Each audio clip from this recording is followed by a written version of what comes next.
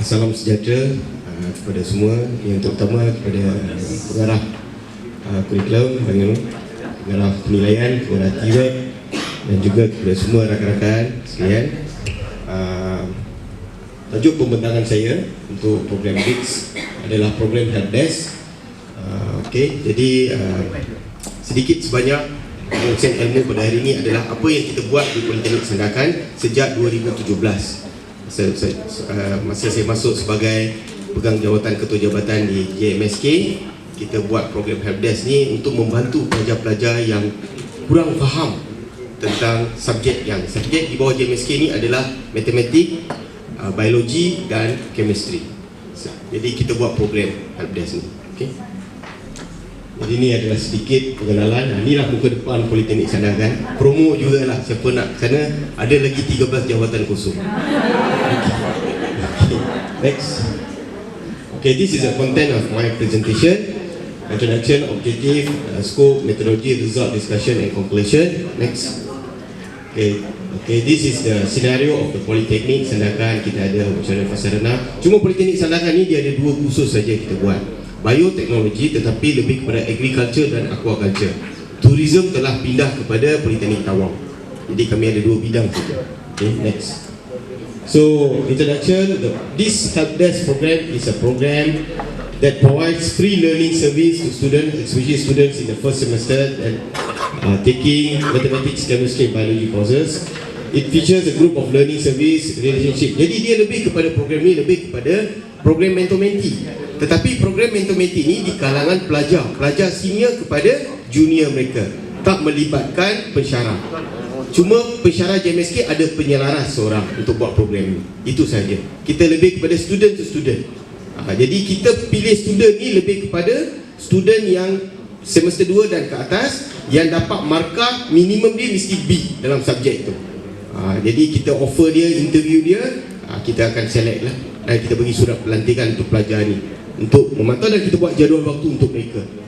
Jadi this program is monitored, coordinated by the Department of Mathematics, Science and Computer. Big students are identified, guided to just strengthen their knowledge in 3 courses. Jadi kita identify student ni lebih kepada, kita bagi satu macam math booster. Kita bagi soalan-soalan dalam, lepas kami dah mengajar dalam 1 bulan, kita bagi subjek, topik yang related to that subject. Nak tengok pemahaman dia melalui quiz, satu assignment yang mana kita rasa perlu bimbingan. Pensyarah yang mengajar mata pelajaran itu akan shortlisted nama bagi pada kita, dan kita akan buat jadual waktu, tengok masa kelapangan yang mereka ada, kita letakkan dalam seminggu tu program ni boleh dijalankan, mereka boleh tanya. Next.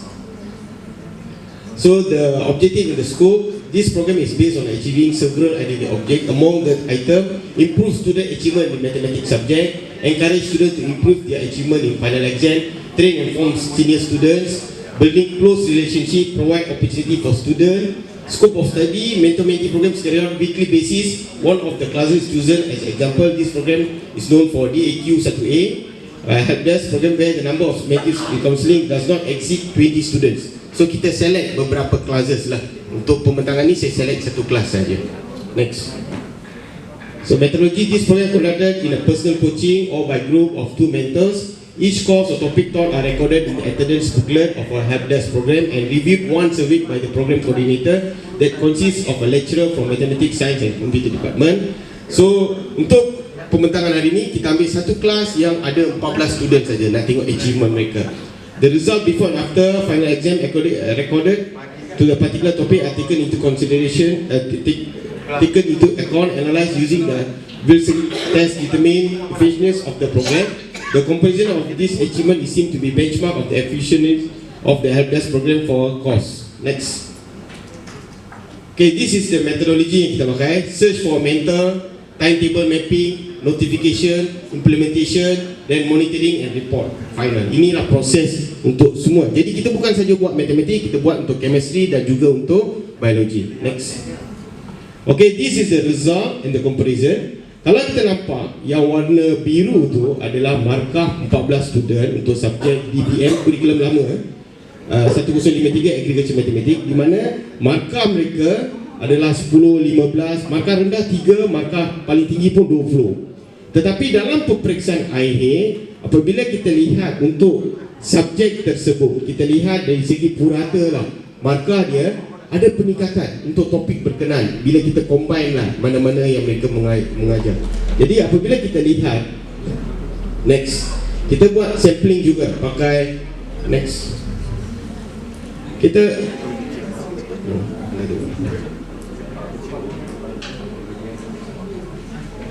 okay, result discussion. Apabila kita buat discussion ni, okay, untuk 14 orang kita dapat standard deviation of 5.60, minimum 3 markah, yang maksimum 20 before.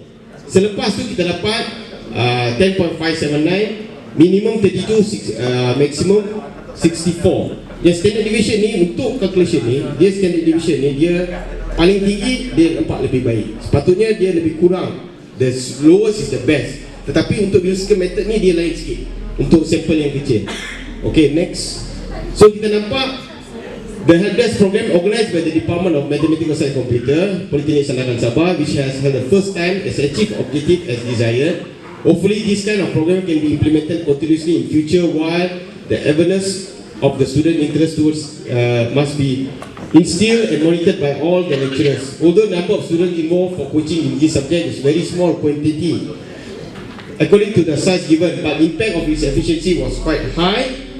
Various issues can be studied through this program, where one of the them is achievement of the continuous assessment is not a ticket to achieve better result in the final exam. Vice versa, in future number of students of coaching entry can be added. Jadi kita lihat walaupun kecil, tetapi niat kita adalah untuk menolong pelajar yang lemah, yang daripada 3 sampai ke 20 boleh melonjak. Jadi bila kita buat purata, around peningkatan sebanyak 16% dalam matematik dan dalam 25% bagi subjek sains. Tetapi extra work lah, kita kena monitor, kita kena make sure. Masalah yang kita lihat di sini adalah attitude pelajar. Kita dah ada jadual, pelajar tak nak pergi. So di Politeknik Sandakan kami mengajar di classroom, kami juga ada group studies, kami juga buat helpdesk. 3 platform untuk dia tepuk dada tanya selera di mana dia nak pergi. Okay. So kita tak ada. Apa yang kita buat, what I show is a one part. Kita buat 3 untuk subjek. Then I have taken this masuk dalam presented in the international conference ICT World. Saya bawa subjek yang saya buat helpdesk ni, saya present paper this conference, dan saya tak berhenti di sini. The next level, and was published in this journal. Okay, able to publish Advanced Journal of Technical Vocational. Ini kita terbit pada awal 2017. So, okay, boleh pergi kepada website, go for this journal, and we see we have put our best practices. Bukan saja kita buat conference, kita buat all the best practices yang kita buat. Kita bukan saja kita senyap macam tu, kita masuk conference, and also kita upkan melalui conference ni lah mereka uploadkan pergi journal. Actually I tak submit pun, conference yang submit pergi journal. Okay, this is our achievement for the best practices. Next. So acknowledgement, we like to thank especially our director, Mr. Tajul Arifin bin Muhammad Arif, for the management of the Politeknik Sandakan for giving us the room and opportunity to make this program successfully. We thought such cooperation won't be difficult for this program to achieve. Tetapi ilham idea ni datang daripada mantan pengarah saya, Encik Hasan Siraj. Dia yang kata, why not kita buat macam ni. So this time I have to give a credit to him too. Nevertheless, the General Studies Department at JPKK for providing this platform for sharing the best practices conducted at institution level. Under Puan Nuraidi, I would like to say thank you very much. Let us give a big clap for her and the department, and also Dr. Shaniza for the effort taken. Walaupun kita kali pertama, I hope it will be sustainable. Banyak lagi practices down there. Okay, next. Okay, this is the references. Next. Okay. Okay, thank you very much. I open to the floor. Any questions?